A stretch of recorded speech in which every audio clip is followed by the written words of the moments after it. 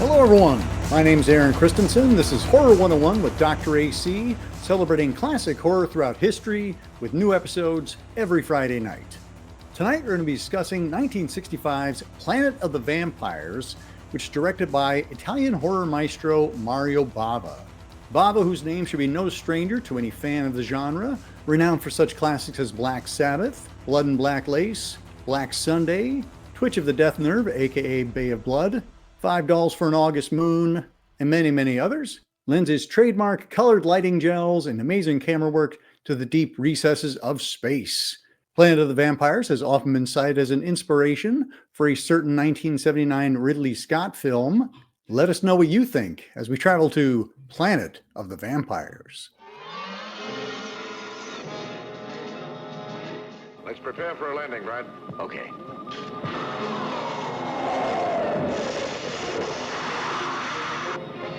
In a 40G gravity atmosphere, strange thing happens to man's body and mind. Barry Sullivan and Norma Bengall take you into the most fantastic science fiction adventure ever filmed. Emergency! Emergency! Conditions desperate. Little chance of survival. Help us. Mark, look! What have you got? The Elliot. Bert, get me a fix on this right now. Wes, Brad, controls. Planet of the Vampires. Harboring a form of life worse than death. Planet of the bloodless. Creatures who take men's bodies, but attack like vampires.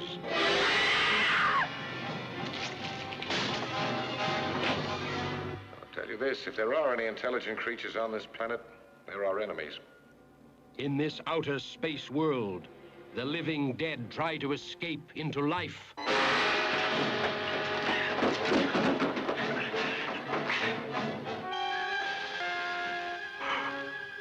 Salas. No, just his body. And I'm just one of many beings on this planet. And we're fighting to survive. It's imperative that our race continue to exist. We arranged for several of you to kill each other so that we could take over your bodies. You are our last chance. No, never. We'll all of us give up our lives to save our own race.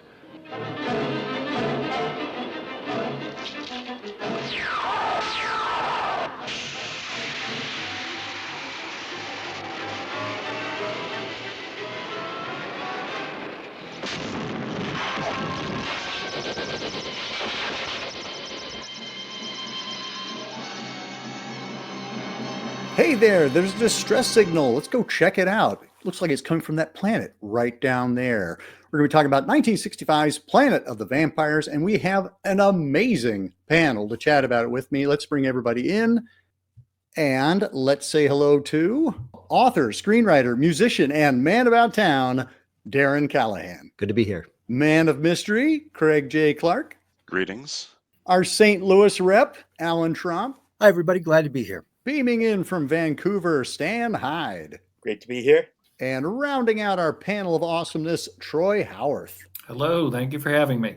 And we are going to be chatting about Planet of the Vampires, directed by Mario Bava, coming out in 1965 and celebrating its 60th anniversary. Thanks for coming on the show, everybody, and welcome. I was saying backstage, this panel of, yes, we're all a bunch of middle-aged white men, but everybody is huge passionate fan of Mario Bava and sci-fi, and y'all are going to be amazing. I think I kind of hear everybody's origin stories as to how this movie came on their radar for the first time. Darren, would you mind kicking us off? Sure. I saw some still photographs. They were in black and white, and that title, I'm a big fan of that particular title. I know it's got many titles.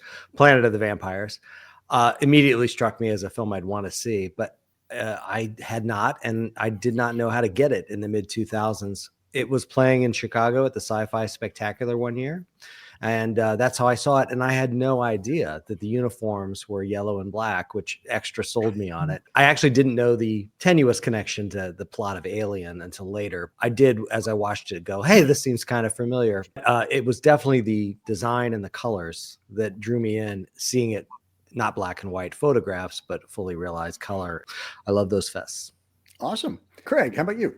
Okay, well, my origin story group back in New Jersey called the Cherry Hill Experiment. And what they would do is they would set up at gaming conventions, kind of like a Mystery Science Theater kind of thing. One of the movies they showed was Planet of the Vampires. And so this was all back in 2002. I think I got over that initial framing of it as being something risible. It's literally the Mario Bava film I've seen the most times in my life. Cool. Alan, how about you? My introduction to this film was far more prosaic than anybody else's, probably due to my advanced age. My family just got back from a trip, a little vacation to Silver Dollar City or something in Florissant, Missouri.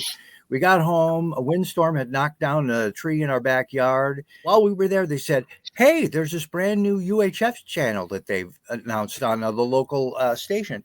So I looked at it, and that's where I saw all the 60s AIP films that showed up. Under the title Demon Planet, this is one that they showed pretty incessantly.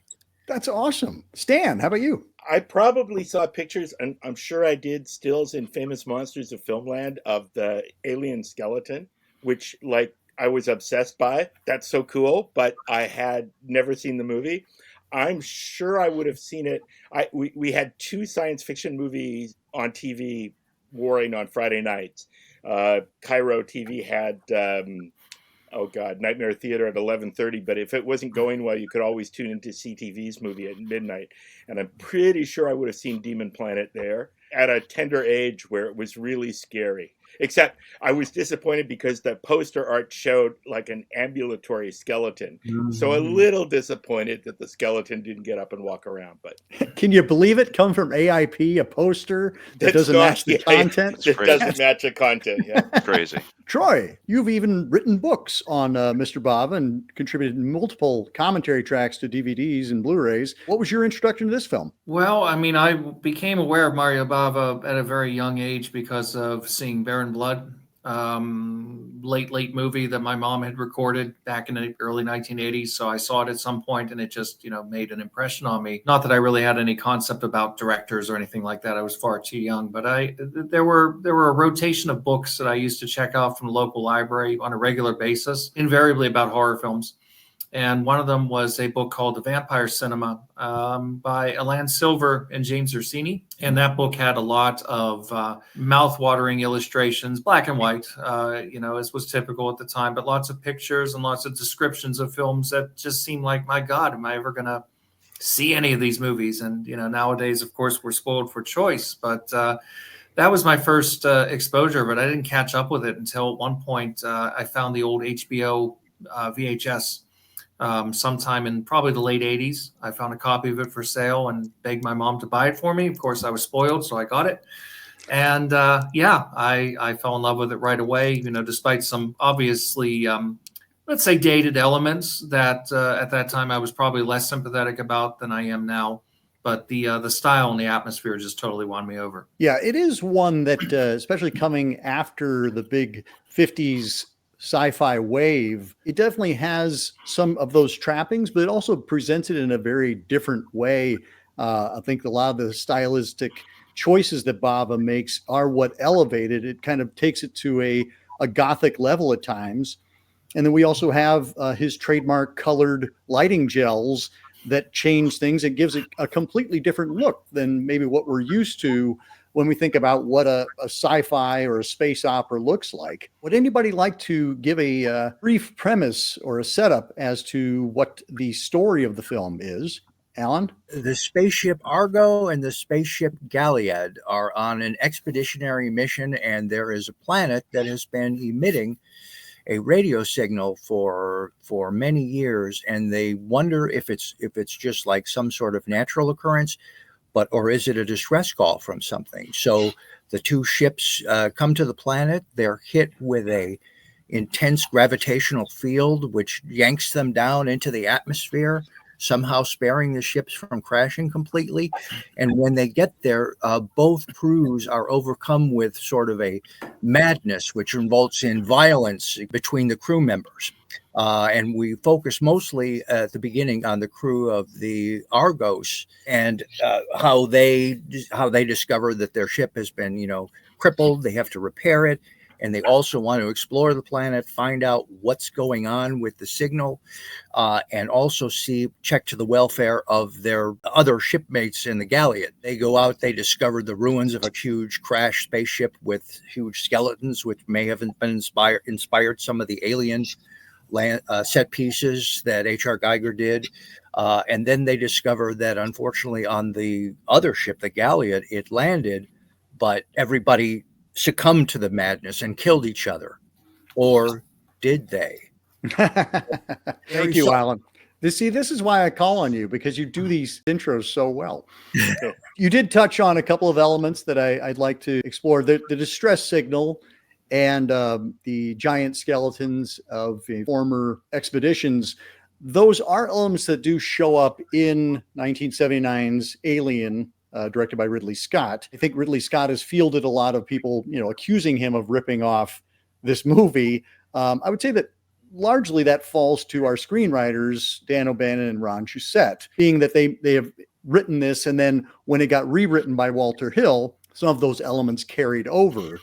But I think a lot of people who discover this film kind of work their way backwards from hearing about Alien being inspired by this earlier film, another one being It, the Terror from Beyond Space. But what are people's thoughts? I mean, when you watch this film, do you see a lot of those parallels? Do you think it's just a coincidence? I feel sorry for Ridley Scott. A local movie reviewer who is now no longer with us was at the premiere of Alien. And in the spring of that year, he said, yeah, so I one of the things I asked toward the end of my interview with Scott was, hey, have you ever seen a movie called It, the Terror from Beyond Space or Planet of the Vampires? So literally, Scott's heard this from the premiere on, right? There's a lot of design elements that are vaguely familiar. It's not just the narrative elements like the signal and the being drawn to the planet. The spaceships are kind of vaguely reminiscent of the spaceships in Alien, the hatches that they go into, the sort of atmosphere, of entering the alien ship and that. There's that as well, besides the pilot, which I understand O'Bannon eventually just copped to. Yeah, I stole the pilot. In those days, like they were apparently writing this, they thought they were going to sell it to Corman. Honestly, this is fair play, borrowing from other movies for your perceived cheap movie. The surprise was that it became a moderately big budget movie and therefore worthy of everybody noticing it. The landing of the ships even, and the atmosphere in that, though it's obviously they don't have the money that Alien does, there's a lot of similar stuff, that their full-size mock-up of the landing gear. Like there's a lot of elements that are just sort of like, oh yeah. I come to it from the other direction. One of the things that interests me about Planet of the Vampires is the influence of Forbidden Planet on it. But maybe I'll just leave it there and let other people talk about the alien stuff for now. We will definitely circle back to Forbidden Planet. Yeah. Troy? Well, I mean, I've never really believed that Ridley Scott was probably even aware of these films. It doesn't strike me as the type of movie that he would really want to sit down and watch. That doesn't seem to be his jam, so to speak. But it is definitely the kind of thing that Dan O'Bannon was very much into. And I think it's safe to say that, yeah, as Dan was saying, that there's definitely elements that he took back when this was originally conceived to be a much cheaper kind of a grindhouse type of a picture. Of course, it evolved into something much different. It involved a significant up in the budget, and obviously they had access to all kinds of things that people like Mario Bava didn't have access to in the mid 60s. I think because of these little similarities and echoes, and we can trace them back. I mean, you can go back, as you say, to Forbidden Planet, Fritz Lang, Woman on the Moon. There are various different sort of science fiction outer space films that form a chain. And I think that Alien kind of took all of those elements to the highest level of what was possible in the late 1970s. I think the comparisons are fair, but I think they are sometimes rather over-exaggerated. I think it's one of those things that fans, I think, sometimes feel a need to try and build movies up a little bit by saying, oh, this big success later was a ripoff. It's not necessarily as simple and straightforward as that. Influences are very common. Directors, cinematographers, designers, screenwriters, they borrow from what came before them. So this is not unusual. Yeah, and I think to say something is influenced does not necessarily mean, you built your success on that premise. I don't care the overlap, the Venn diagram of the two films, as much as I love the fact that these two films exist. I think a lot of people discovered Planet of the Vampires because of this tenuous connection. Yeah, the idea of a signal from a planet and explorers going to find it and crashing, those seem like pretty obvious narrative things you would do in a planetary mission kind of thing.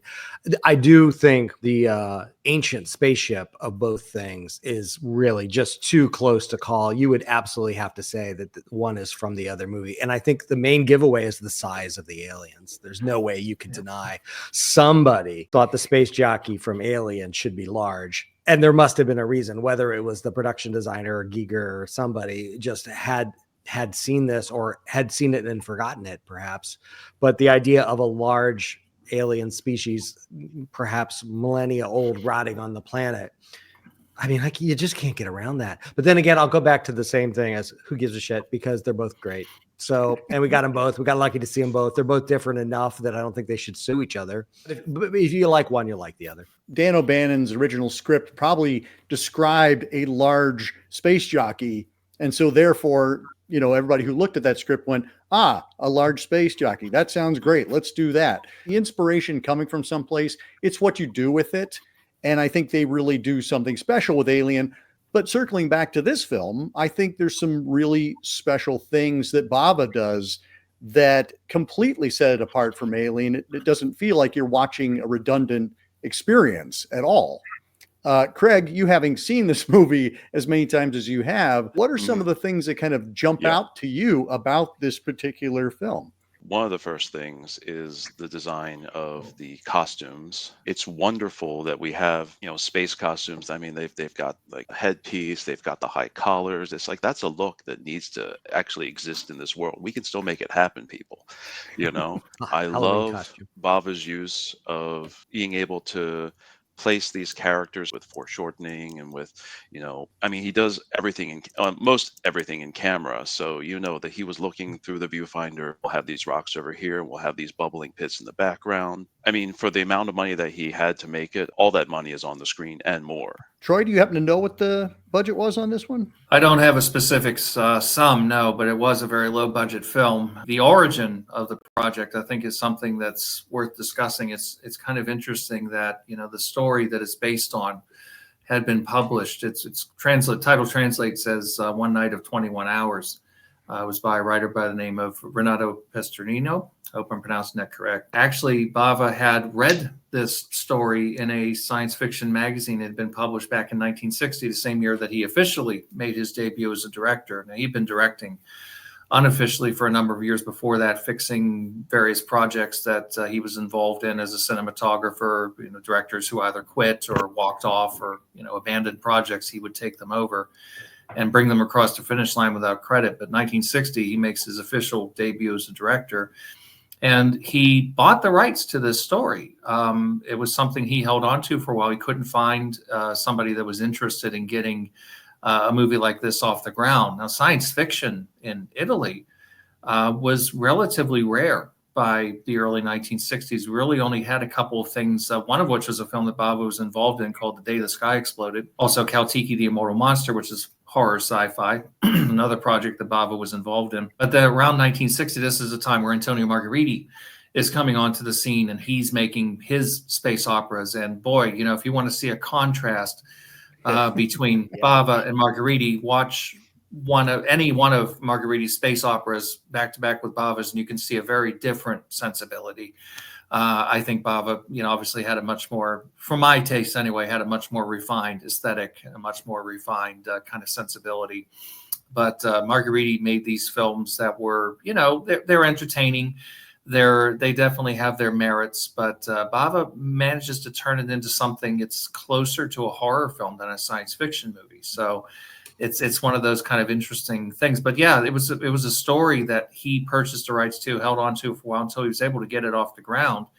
And I think that's important to note because Bava always kind of presented himself as a hack who just would film anything that was given to him. He said, I don't know the difference between a good script and a bad script. I just, they give me it, and I always owe money to the tax guy, so I do anything. That's not true. It's a weird kind of perverse self-destructive thing that he had, where he would kind of present himself as just this kind of total hack of a filmmaker and who didn't deserve to be taken seriously. But he obviously was very, very concerned about material. And in the case of something like this, read this story and recognized that, hey, there's good bones of a story here. Agreed. And it was scripted, at least initially, by Melchior. Stan, I'll let you chime in if you want about other things that Melchior brought to us, the gifts that he presented. It's such a rich bounty.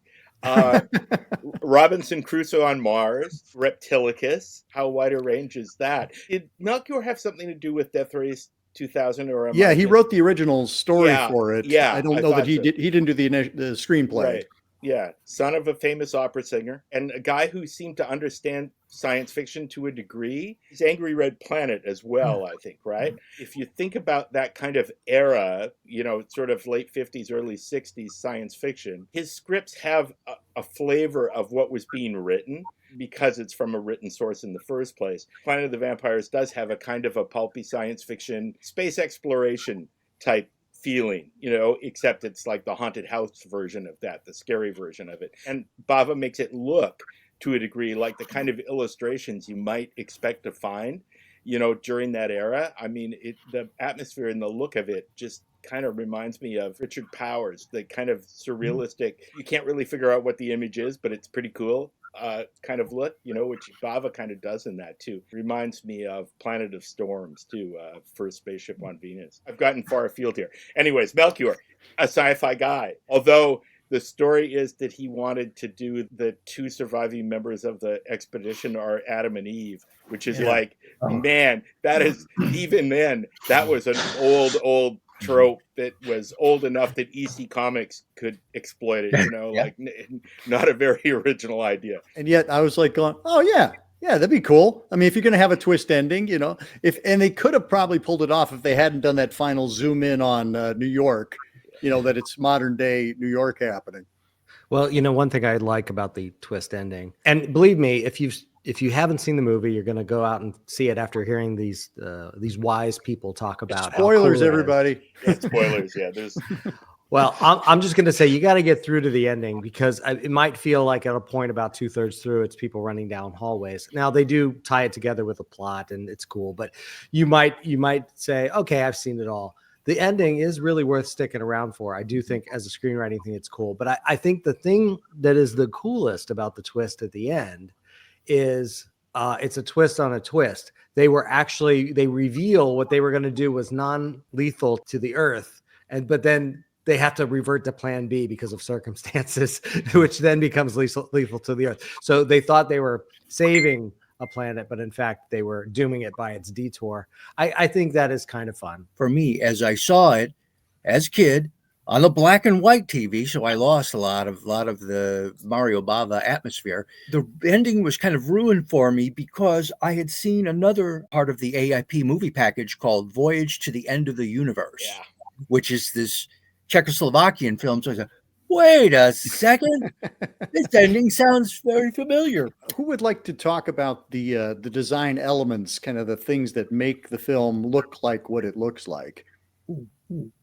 Alan. I won't go into, there are other people who can speak to Bava's chiaroscuro of colors and things, but my wife and I watched it, and I think Stan touched on this a little bit just this morning, and she said, why do they have all that space in their spacecraft? I mean, our spacecraft. And I said, I think they're going for something like it's supposed to be almost a haunted castle. It's a Gothic castle in outer space. And that's kind of the impression I got. As far as other design elements of it, I like the look of the outfits, like people have mentioned, the costumes. I like the little wrist communicators that they have, which are kind of like Dick Tracy sort of things that they borrowed from there. I like the bat wing shape of the ships themselves, the colorful rotted look of the ancient spacecraft, and for me, and I'll get to it because I got here first, the best scene in the movie when the Galeot crewmate's dead but they don't stay dead. Buried on the planet, and they haul up the lids of their stainless steel tombs where they've been in, and they rip off their polyethylene shrouds when they're still covered with wounds and things as mist enfolds the whole planet, like almost nothing I've seen in other ones, and a great juxtaposition of Gothic horror and science fiction mixed together. So sorry, we should definitely talk about that scene in particular, but we can get to that in a moment. Regarding the design, I don't think I've ever heard anybody mention this. Maybe you guys have experienced it before. The thing I think is so great about design isn't the gels, isn't the costumes, isn't the cool laser guns and all the other kind of unique artifacts of the production design, but I just love soundstage pictures.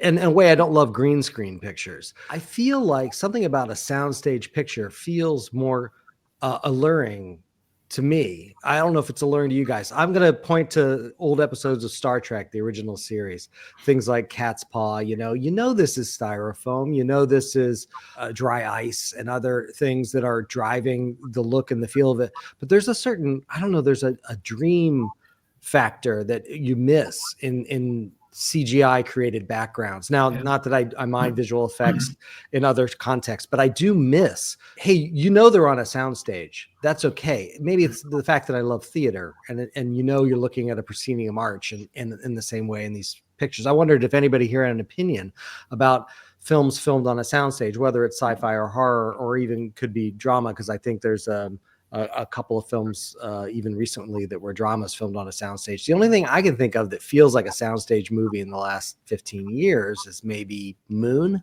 the Sam Rockwell movie. That's about the only one I can think of. Maybe you guys can think of others. But the idea of being on a set is the magic of this film. One of the things that, for me anyway, one of the great standouts about Bava is very sort of artisanal, handcrafted sort of cinema, and that's an aspect that's very true of his films in general. He loved shooting in sound stages. He didn't like going out on location. He liked artifice. He liked trick photography. What we see in this film is smoke and mirrors, literally smoke and mirrors, things he was able to do, which hold up, by the way, in high def. Pretty extraordinarily, it has to be said. I mean, the miniatures are never going to look great.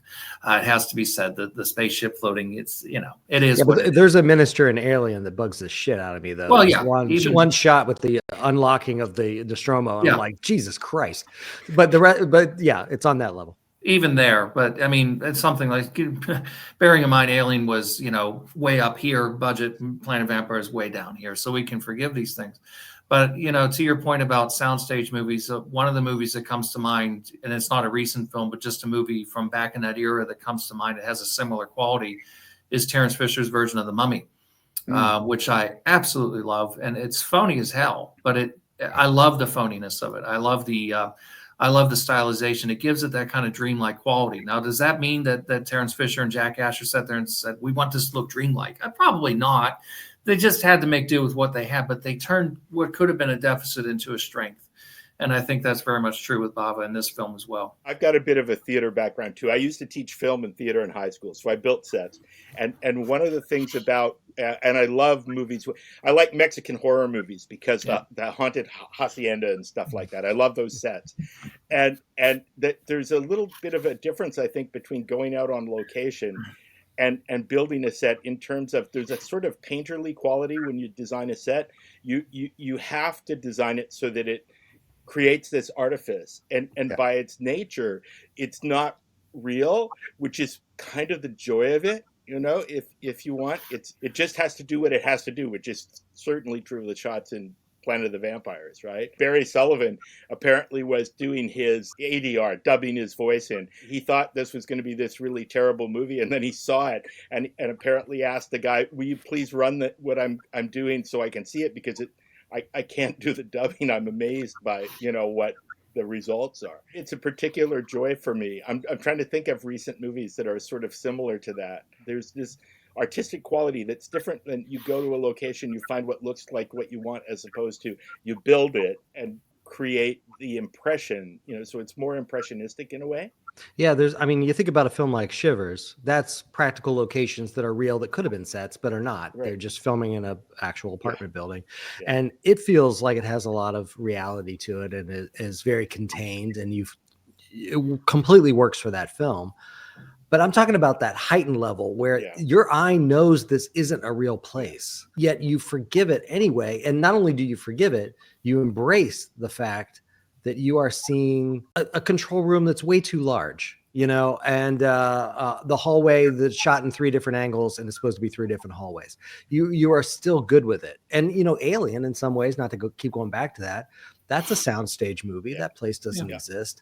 You feel like that's a thing. I really miss practical places. I know Force Awakens tried to bring some of that back into the Star Wars universe of like, let's really build a giant Millennium Falcon and have people stand under it rather than CGI it.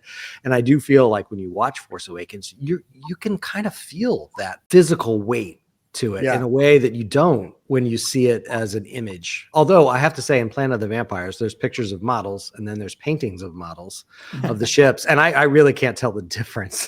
They seem pretty similar. So they did a good job there. Except for that one moment where the guy's holding the model down underwater. Yes, with his finger. And, yes, and I've never seen it and I can't unsee it now. And it's like, please go away. I don't want to see that. But yeah.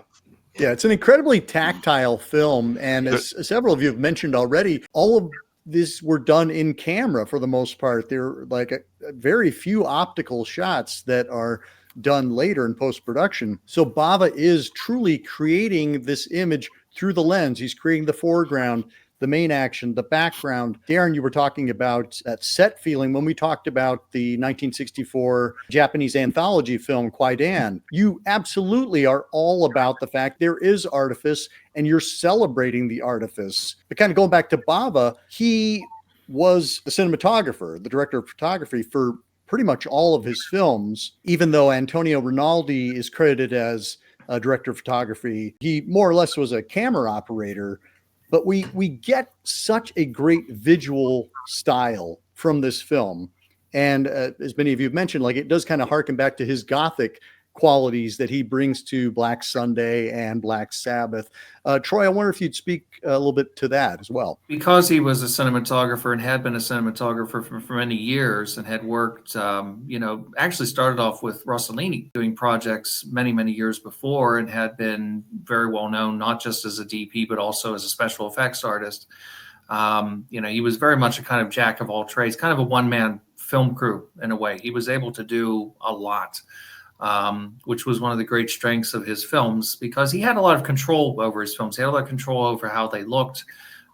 He had a lot of control over how they, all sort of fitted together. And he wasn't just purely concerned with the visual, although that was definitely his primary interest. But he did, I think, have a better sense of story and of how to generate suspense than very often he's given credit for. Because he was a cinematographer, he always did exert a great deal of control over the look of his films. So for a number of years, he had a operator by the name of Abbado Terzano, who had been his operator from the 1950s through the movie that was done right before this, which was Road to Fort Alamo.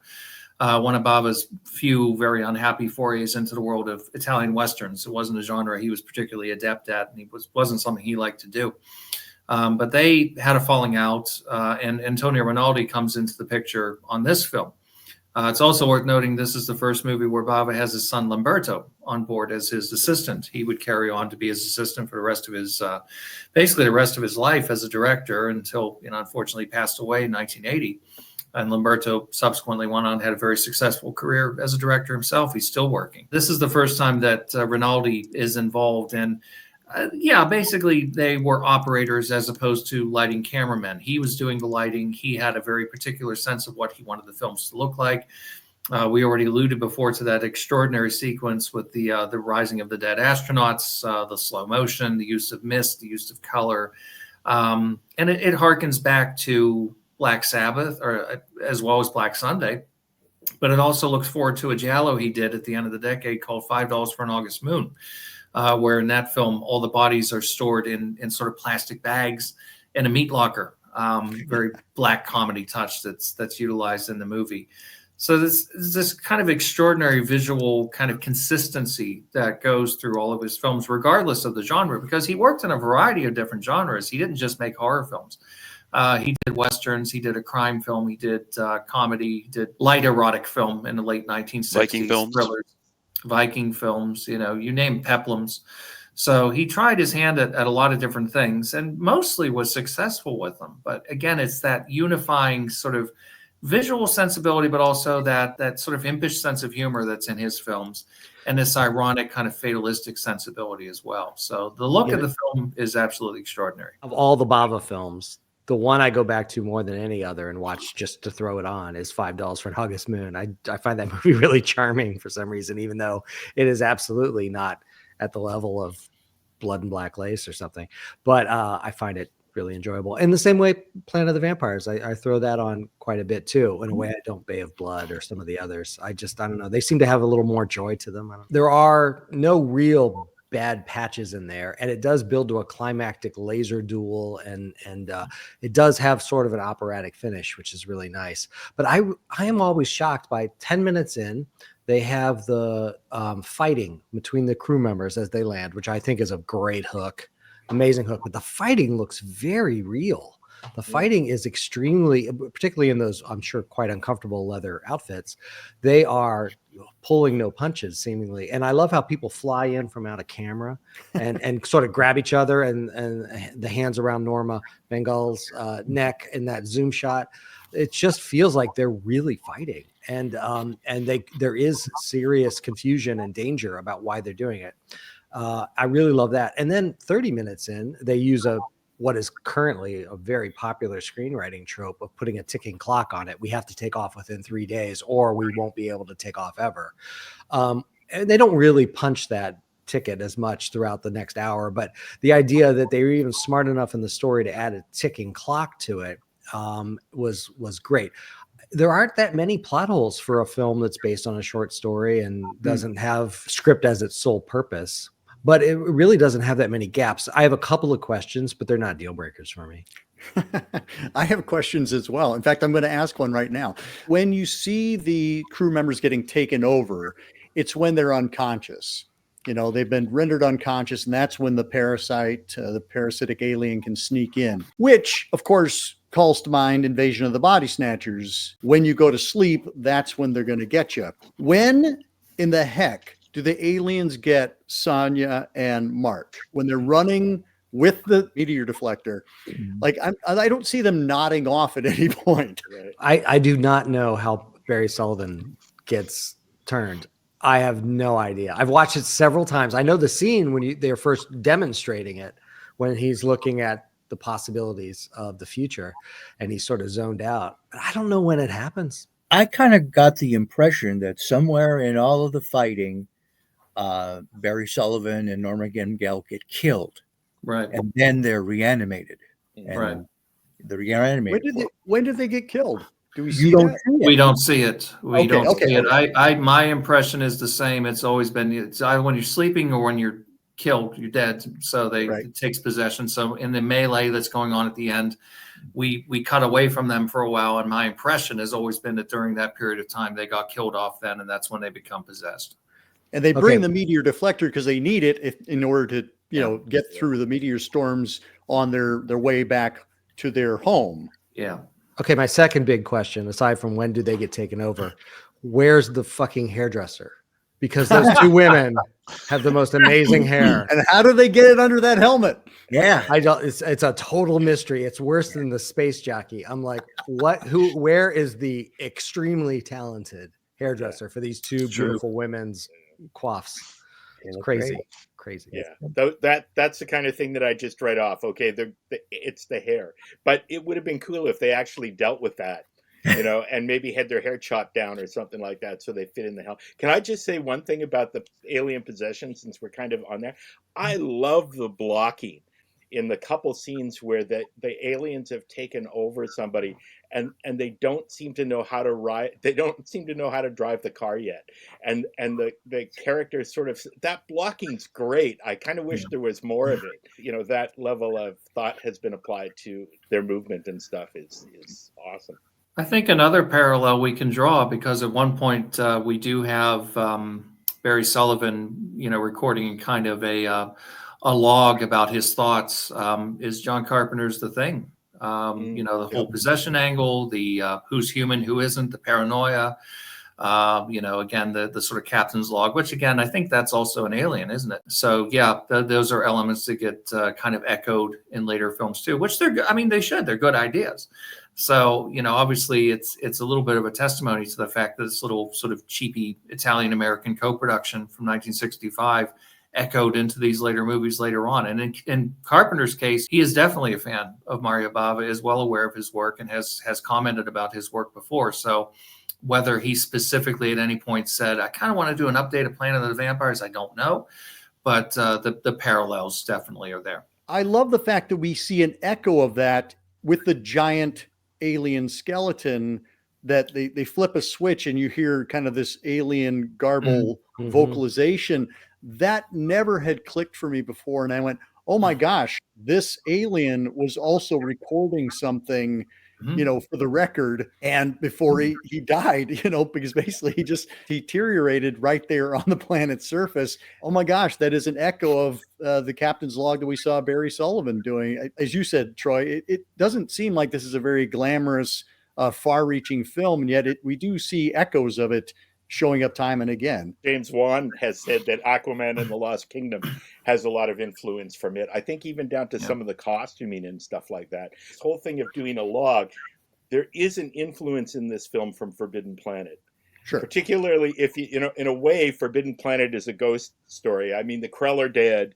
Their machines are still working. They actually possess a guy who's a human guy. There's a lot of echoes of, the electronic soundtrack, the way the guys kind of come down the staircase and go on patrol when they're walking around the ship is very reminiscent of Forbidden Planet. There's bits in there, and the captain having let's face it, Forbidden Planet is like the pilot for Star Trek, actually, right? It's one of the influences that I think you can see. I see it more than I saw it ever before, actually. When the last time I watched the film, I'm going, oh yeah, the way they're out there, even the kind of weapons that they have, they're and when they're walking around and doing their patrols and they're setting guys up on patrol and stuff, it's like the same kind of haunted planet kind of atmosphere. Forbidden Planet, which I adore, it seems very much like a Navy ship. It's run like a Navy ship, and Star Trek in a lot of ways is a militaristic sort of hierarchy. Alien obviously feels like workers, this is sort of in the middle. I really can't tell, aside from them trying to execute this one rescue, what they're there for, what they're doing. I mean, they can say 7 fractions of Megon as much as they all want, and I'll laugh, but I don't really know. What are they? Scientists? Are they soldiers? Are they explorers? I don't really, and it doesn't matter, but I was curious, does anybody have a take on what their jam is? Because they're somewhere between militaristic Navy vessel types and alien truckers. They're like futuristic door-to-door salesmen. Could be. In this latest iteration, them having scrapped the Adam and Eve idea, do we think that they are from Earth, or are they, as another commentary track posited, that they're from another world and they also are responding? They just happen to be humanoid in nature. I always got the impression that they were meant to be from some other planet. Of course, they just happen to speak English. These are the things we have to accept without thinking too hard about. Or Italian. Or Italian. That's right. Yeah, Spanish, Spanish. There were Spanish people involved as well. Although, as best I can tell, they shot it in English. The main thing helps it in terms of being able to enjoy it is watching it in the Italian version. I think it makes a huge difference when people are saying all this. If they say it in Italian and you're reading it, it makes it makes the experience a whole lot better, I think. I have to say, in general, Bava's films, from my point of view, work very well in English. There are exceptions. Planet of the Vampires is a funny one because the good thing about the English track is you have Barry Sullivan's voice, which is nice to have. If you're familiar with him, I like having his voice. Everybody else, though, is not particularly well dubbed, even though you can tell they were shooting in English, or maybe occasionally they might have been speaking a little bit of gibberish and just kind of getting the mouth movements on. Which is something that these filmmakers would do sometimes. But on the whole, I think the Italian soundtrack does work better. I think it helps make the film come across as more sober and more enjoyable. I'd say the same thing for The Whip and the Body and Blood and Black Lace. Those are films that I think work better in Italian. Whereas I would never want to watch something like Lisa and the Devil, for example, in Italian, because to me the English track is perfect. So, it's sort of case by case basis. But I would agree with that. I think the Italian track on the whole is a lot less hokey than the English dub. It's a bit disorienting to hear Speed Racer and Pops Racer talking sometimes too. Yeah. Speaking of things in the dub, I don't know if the names are changed or whatever, but Captain Markery is pretty dumb. Yeah. But the fact that they say his name at the end of every single sentence, there is actually a mashup on YouTube of just the scenes where people call him Mark, and it's like 3 minutes long of just Mark. It's pretty ridiculous. I do wonder if that was a real word spoken in people's mouths, or they're like, oh, it looks kind of like Mark. We're one syllable short. Throw it in there in the dubbing. I got to confess that is kind of a guilty pleasure of mine, though, that Darren was talking about, is the techno babble at the very beginning, especially. Wow. Yeah. Poor Sonya never gets that poor Xanax impulse channel working. The XYZ channels. Yeah. Yep. XYZ and suppressed cortical areas XYZ and as you said, 50 fractions of Megon and that sort of thing. Yeah. Yeah. They make the parsec mistake that Star Wars does too, don't they? Oh. But I think they get it right, don't they? Do they get it right? Maybe they get it right. Maybe they get it right. It's a distance unit, not a time unit. But yeah. Okay. Well, hey, I was in my 30s before I realized 20,000 leagues under the sea was a measure of distance, not depth. What do I know? And I did have just a general question for folks and I've seen this, and Troy mentioned the films of Antonio Margheriti and stuff. What is it with these Italian science fiction films where everybody wears the skull caps? Is that something from like the era of like the Gemini space program and the Mercury astronauts?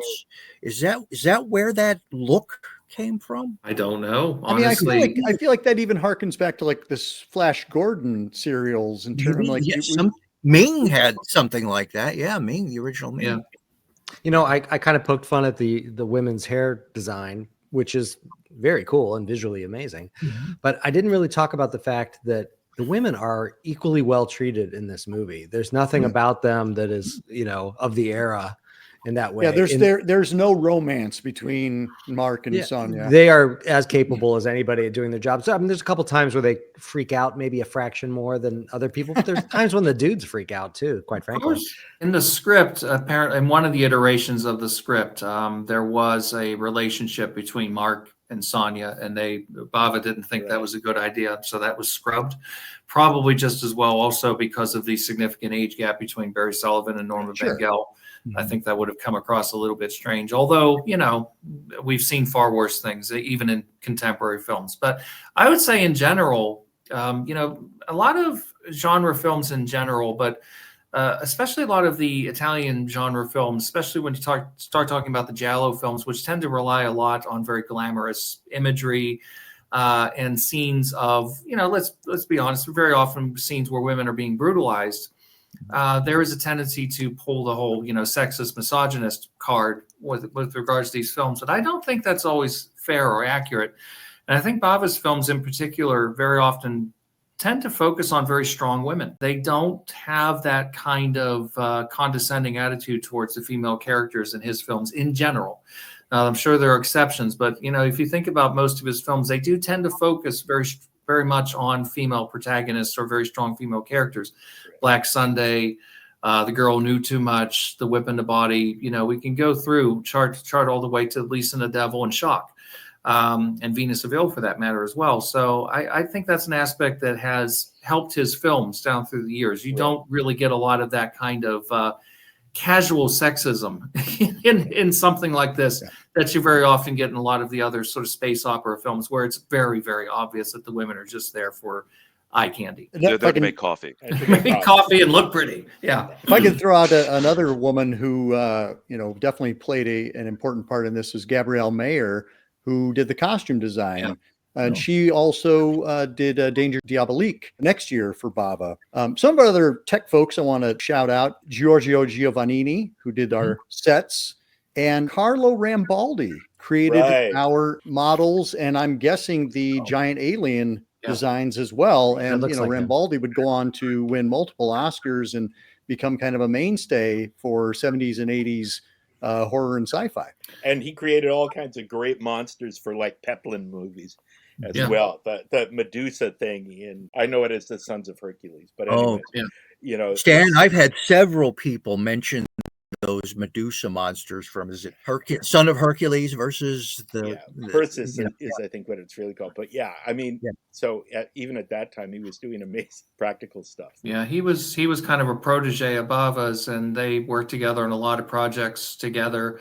Of course, famously in the 70s when De Laurentiis did his version of King Kong, he originally wanted to get BAVA to do the effects, and BAVA turned it down because he did not had a very good experience working for him on Danger Diabolic, which Aaron mentioned before, which was a much bigger film with a much significantly higher budget, but it was done still using his typical techniques of handcrafted in-camera kind of miniatures and maquettes and matte paintings, and sometimes just literally clipping things out of magazines, putting them on a piece of glass, putting them in front of them, and it looks great. I mean, that's the amazing thing about it. It still holds up. I mean, a lot of this stuff really, even into the unforgiving dimensions of contemporary TVs and high def, a lot of it still looks really, really good. I just recently saw there's an Italian Blu-ray of Black Sunday, which came out I think last year, and I watched it. My God, it looks gorgeous. And there are a fair amount of trick shots in that film that really,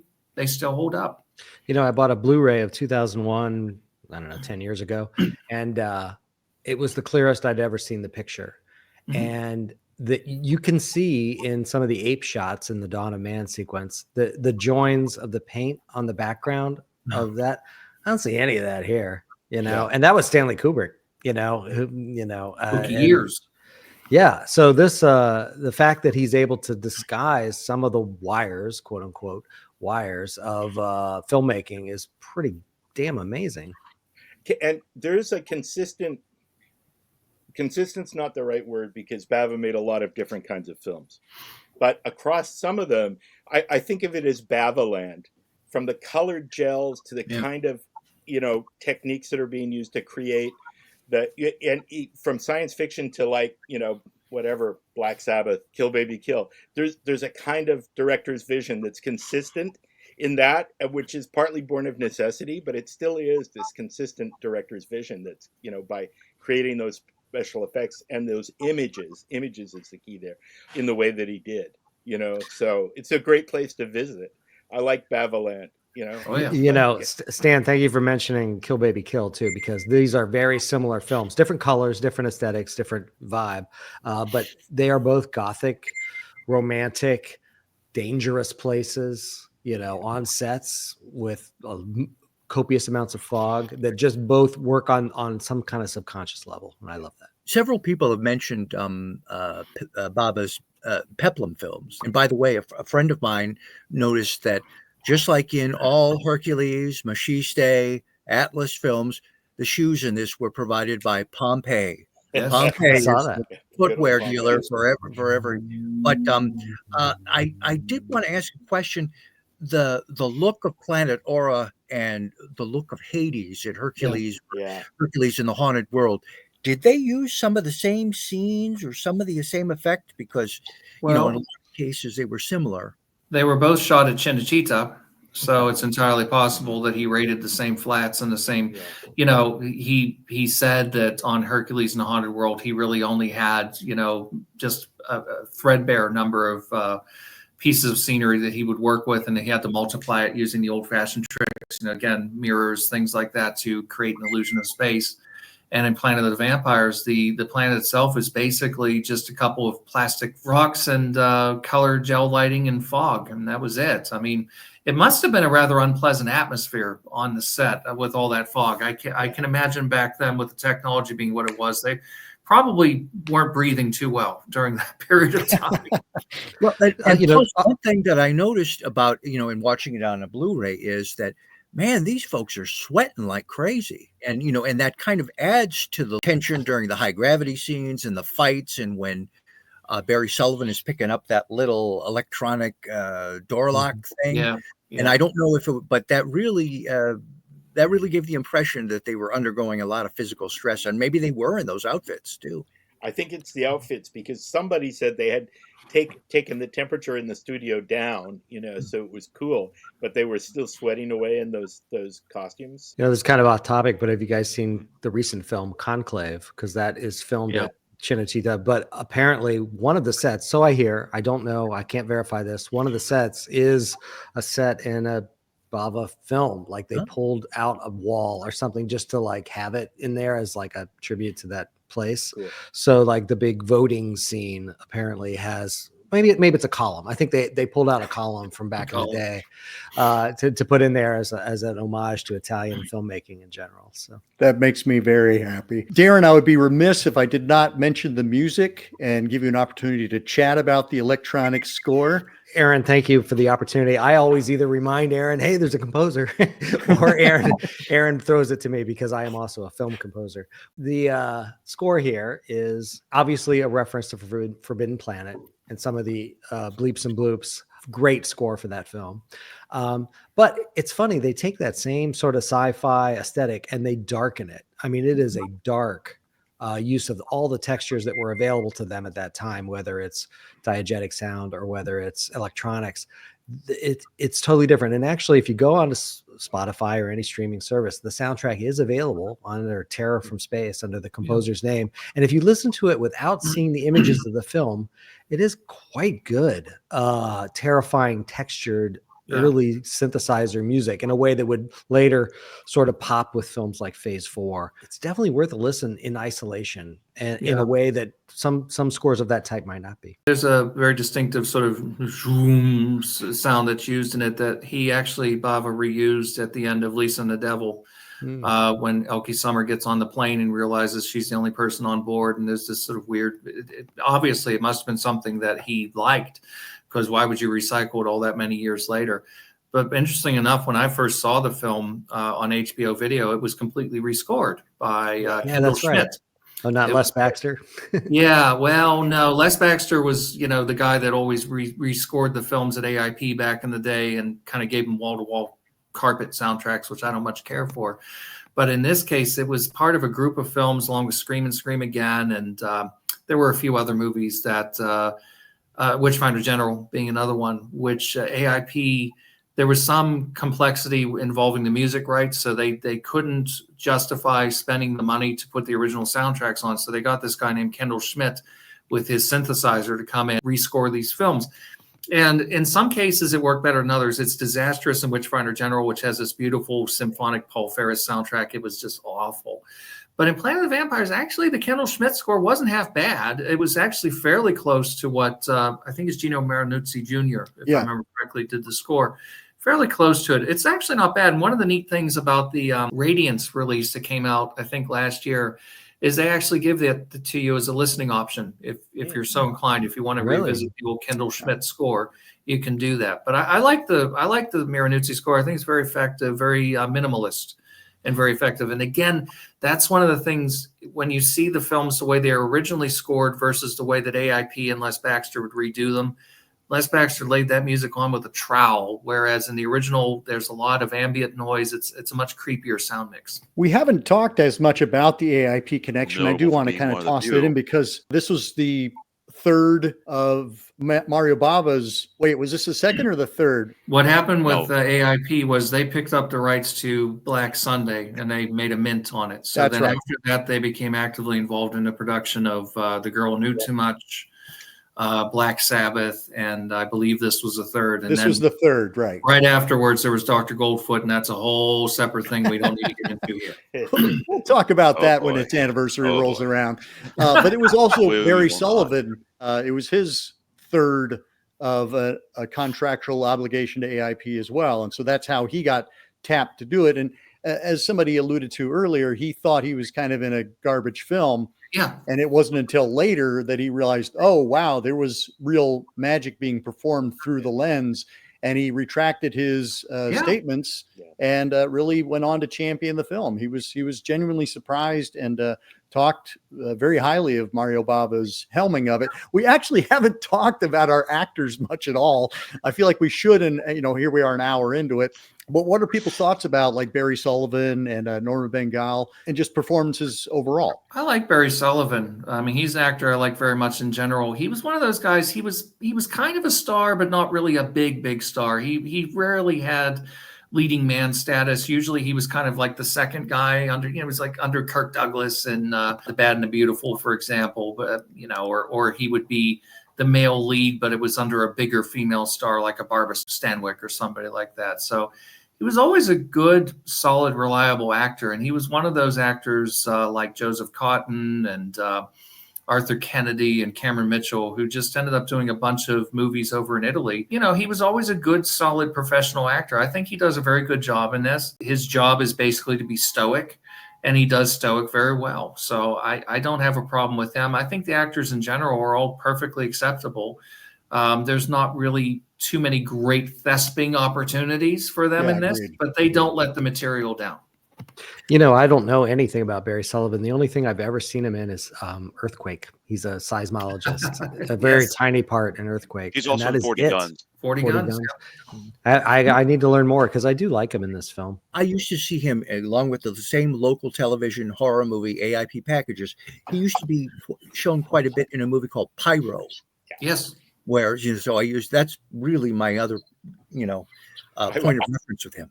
I was going to say the same thing. Monster Kid. Barry Sullivan. Oh, he's the guy in Pyro and in Planet of the Vampires. But yeah, he's got a huge filmography that, goes way beyond the horror movies that I would have been familiar with when I was a kid. Yeah. If any of you are Night Gallery fans, he was in the pilot that Steven Spielberg directed. The Eye Signal. He plays the doctor who performs the operation on Joan Crawford to give her sight. Okay. So yeah, you can see him in that. Oh, he's a really good actor. I like him a lot. And we've mentioned our two women, how attractive they are and how well they wear their spacesuits and their lovely hair. I think I'd like to throw in also that Norma Bengall and Evi Marandi, they do a really nice job of holding their own against the men. I would say they're the second and third tier actors in the film. I mean, I think of them as the most. Those are the ones who are memorable. Fully realized characters, and not just because they're two women among 10 men. I think they're the only ones with some meat to chew on in terms of dramatic scenes. They're in some of the best scenes, and they carry the best scenes of the film. Their dynamic against Barry Sullivan is also really kinetic, and not in, as we said, not in a sexual way, in totally just professionalism, astronaut kind of way. And the roles they seem to have on the ship are very forward deployed. Like they go out on the surface of the lava. They hold a ray gun and blast people just like anybody else. And I love that about the film because it is 1965. That they're given all these opportunities that even supersede some of the other male cast members who I would consider tertiary to the proceedings. I don't know the name of the actor who plays the doc, and Barry Sullivan looks so similar in profile that there are some shots where I have to think, wait, which one am I looking at? Dr. Moran? Karan, I think. Karan. Okay, yeah. He's really got a great face, amazing face, but he is very similar looking to Barry. Does look, yeah. It's a Spanish actor. I can't remember his name off the top of my head, but because this also had Spanish financing, you've got some Spanish actors in there as well. Norma Bengall was Brazilian. Actually, that character was originally supposed to be Susan Hart, who is of course very much part of the AIP package, but that didn't work out. So Norma Bengall did it. I guess apparently she and Barry Sullivan didn't get along very well, but it doesn't show on screen. I love that scene with the doctor where he runs out of the airlock before anybody else. It's very Outland, where he's the first on the surface of the planet, and who knows what's going to happen to him. And then recovers really realistic. And that's another thing we don't mention is all the performances are very real. There isn't anybody shouting to the rooftops or screaming Khan or anything. It feels very like they're trying to solve the problem in the way that Aliens performances feel very real too. Those are they're grounded in real reactions to real things. And the only reaction that I think is how did he get there is the tuning fork scene where Barry Sullivan, he's like, why didn't we think of that? And I'm like, you just touched the tuning fork, dude. Give yourself a minute. All right. Don't beat yourself up too much. Exactly.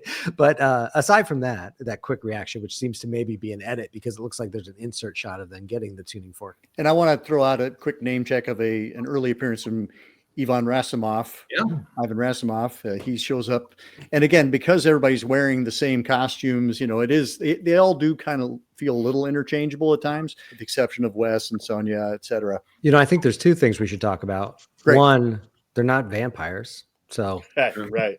We didn't mention that the title is very misleading. And two of all, we did not circle back to talking about the grave scene, because really that is one of the greatest Gothic horror zombie probably scenes in a science fiction film I've ever seen. That 2-minute segment is filmed in a way that is bone chilling. When that plastic shroud goes up and for a moment it's sort of like a bedsheet ghost and comes down, it's like absolutely amazing and chilling.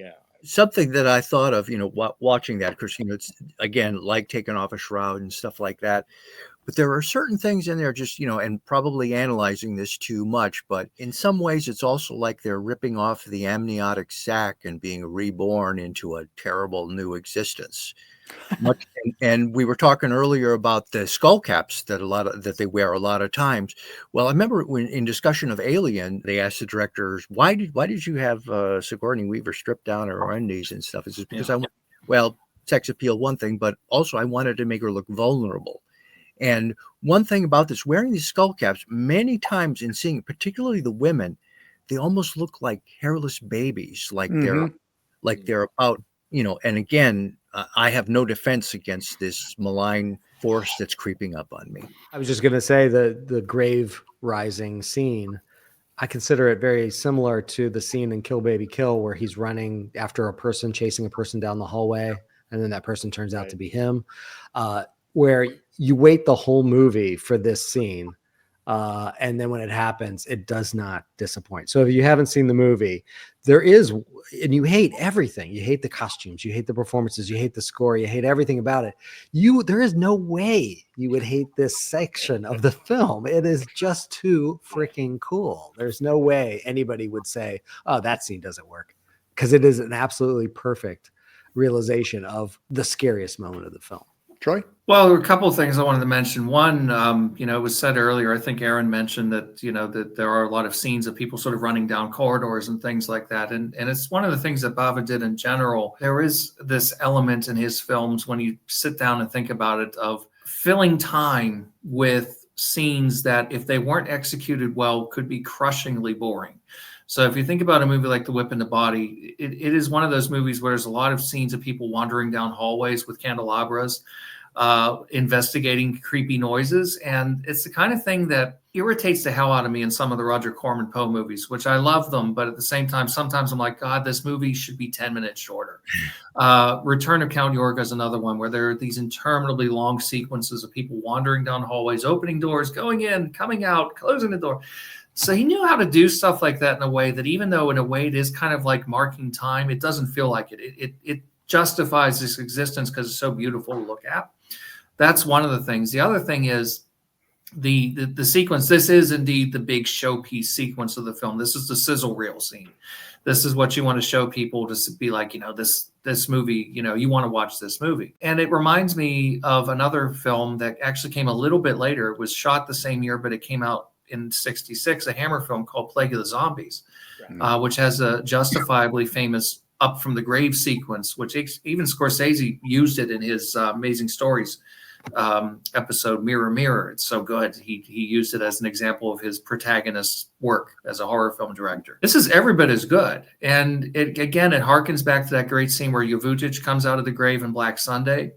But also to the whole point with, Hercules in the Haunted World, the Peplum film that he did, his second film as a director, similar scenes like that set in the underworld where, the coffin lid comes off and Nosferatu, like the girl, comes out of the coffin. So it's kind of revisiting things he's already done very, very well, but not with diminishing results. He nails it every time. The other thing, which we didn't, the captain of the Galliot, when he shows up to sort of say, okay, here's what's going to happen because, we have this problem. Like he exposes his ribs and you Yeah. see how he's got this, this effect, which, and, like you said, he's revisiting his greatest hit. Hey, this worked last time and this will be a great shock here because we're not expecting it. I have heard, but I have no confirmation of that it was actually Ib Melchior who wanted to put that scene into the film because he'd been shown by AIP Black Sunday, and thought that was good. We should do it again. But I have heard that it's apocryphal here. I have no. And now here you are perpetuating it. I'm perpetuating into the internet. I'm perpetuating Well, it. it could be true, and it's worth mentioning that this movie went through a lot of writers. I mean, the initial writer was a Spaniard by the name of Antonio Roman, who was a writer-director that had a relationship with the film's producer, Fulvio Lucisano, which also gets into the whole, it's Italian international co-production with American international. So this also touches into Dr. Goldfoot, but also a movie that Bava took over from Antonio Roman called Savage Gringo, which is a Western, the following year. So Roman did the original version of the script. Nobody really liked it. Then Melchior was brought in by AIP. He does a script that basically everybody's like pretty much okay with. But then it proceeded to go through some other hands as well. So there was a lot of kind of rejigging and reframing things. Bava didn't like the whole Adam and Eve finale. So obviously he decided not to use that. He abandoned the relationship between Sonia and Mark, which again, I'm so glad. We didn't need that. It's one of those things like you get the gratuitous. It's a big problem for me in Black Sunday, as much as I love the film. The fact that John Richardson is like, she's the love of my life. You met her 20 minutes ago. Come on, get a hold of yourself. It's you're going to be fine. Just lay down, have a nap. You'll be good. So they always would put this kind of gratuitous thing, and I'm so glad he had enough common sense to say, we don't need it. I should mention also that it's something that in reading Troy's analysis of the movie and his book on Mario Bava that I think was very, very telling. And you don't really think about this. In spite of all of its creatures and zombies and threatening environment, a lot of the film bases on the old science fiction idea is you have to fight for individuality. The aliens, the Orans, are saying, listen, if you just submit, everything will be fine. We'll all get along together. You just have to give up your individuality and, become one with us. And in these day and age, when you have the Borg from Star Trek saying the same thing, or certain political parties saying the same thing, it's all very relevant today. Thank you for putting that out there, Alan. Thank you so much, everybody. This was a really great conversation about an underseen film in Bava's filmography and certainly in sci-fi horror genres in general. And hopefully this shines a light, let other people discover the Planet of the Vampires. And looking forward to having you all on again very soon. Until next time, keep searching, keep exploring, and keep sharing the scare.